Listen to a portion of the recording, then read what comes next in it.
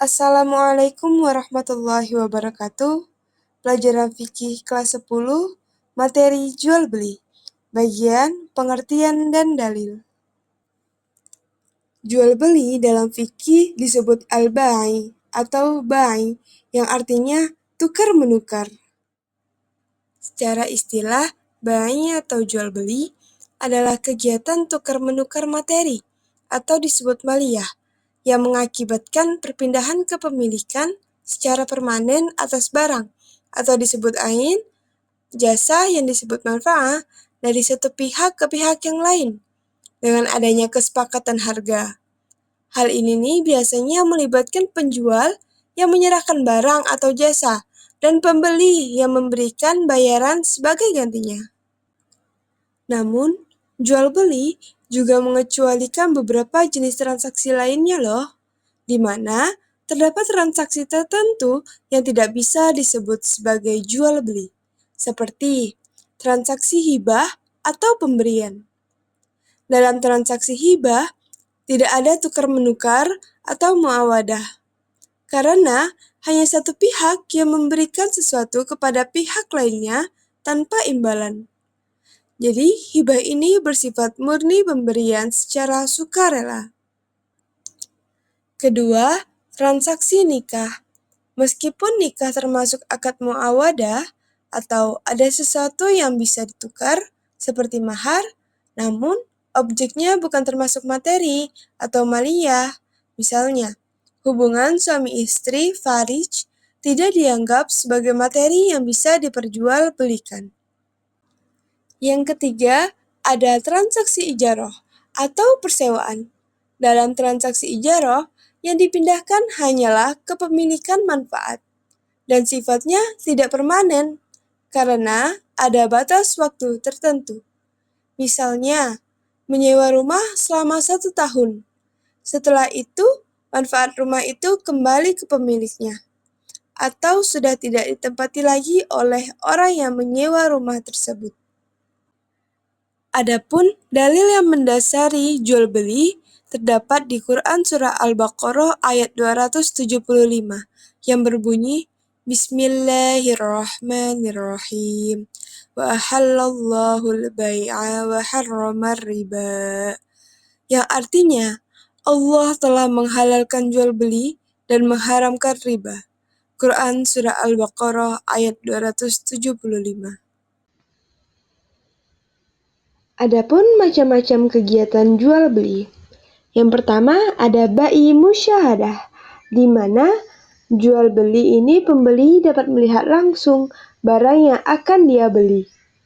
Contohnya, pembeli membeli buah di pasar, di mana pembeli dapat melihat langsung buah yang akan dibelinya dari segi kualitas atau kelayakannya.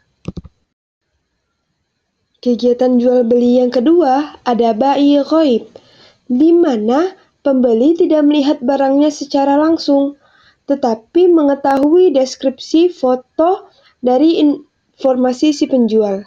Contohnya, membeli barang dari toko online, di mana pembeli hanya melihat foto dan spesifikasi barangnya dari si penjual. Kegiatan jual beli yang ketiga ada bai mausufi zimmah, di mana jual beli ini dilakukan dengan cara memesan barang yang belum tersedia, tetapi pembeli menyebutkan spesifikasi tertentu dan penjual menyanggupinya. Seperti seorang pelanggan membeli buket bunga mawar merah untuk acara pernikahan dengan spesifikasi bunganya ada 20 tangkai dengan berwarna merah, mawar segar yang dikirimkan pada tanggal 10 April. Selanjutnya ada hukum jual beli. Yang pertama ada wajib, di mana untuk memenuhi kebutuhan yang mendesak, seperti penjual yang menjual makanan kepada orang yang kelaparan agar ia selamat dari bahaya. Yang kedua, sunnah, di mana untuk mencari keberkahan atau membantu orang lain, seperti berdagang dengan cara jujur dan memberikan harga yang wajar. Yang ketiga, ada mubah atau diperbolehkan selagi memenuhi syarat dan rukun syariat, seperti barang-barang kebutuhan sehari-hari kayak pakaian atau makanan. Yang keempat, ada makruh. Hal ini terjadi ketika situasi tertentu yang kurang dianjurkan, meskipun tidak dilarang, seperti jual beli yang dilakukan di dalam masjid, karena dapat mengganggu fungsi utama masjid sebagai tempat ibadah.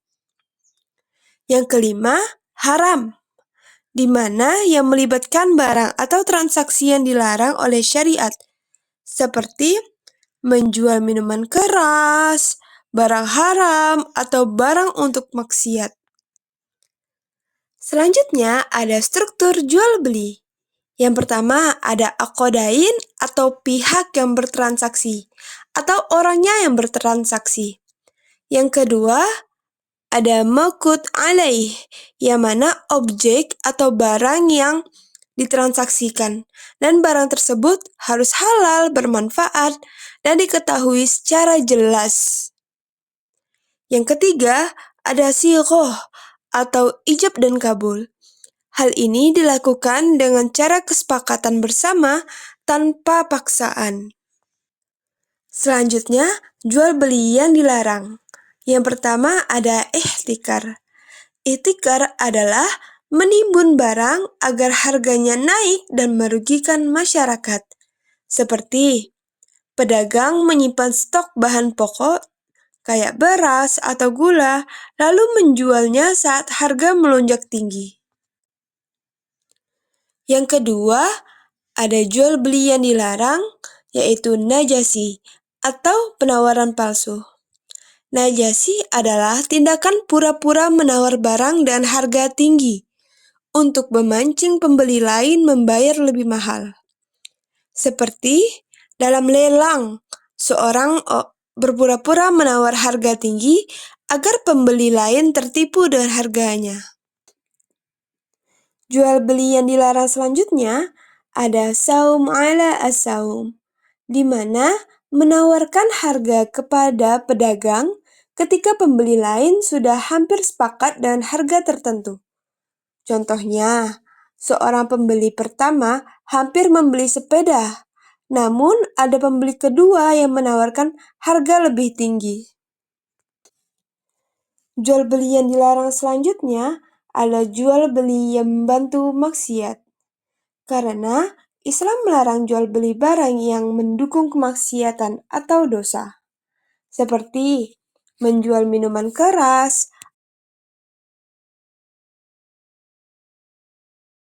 yang haram. Selanjutnya, ada memisahkan anak dari ibunya. Jadi, Islam ini melarang kita transaksi yang memisahkan anak dari ibunya, baik manusia ataupun hewan, seperti membeli anak sapi dari peternakan dan memisahkannya dari induknya tanpa alasan yang jelas.